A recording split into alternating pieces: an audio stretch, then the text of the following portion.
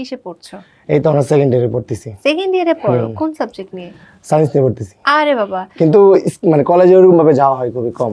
কোন সাবজেক্ট নিয়ে পড়ছো? সায়েন্সের স্পেসিফিক কোন সাবজেক্ট নিয়ে? স্পেসিফিক সাবজেক্ট হচ্ছে আপনার সায়েন্স নিয়ে পড়তেছি।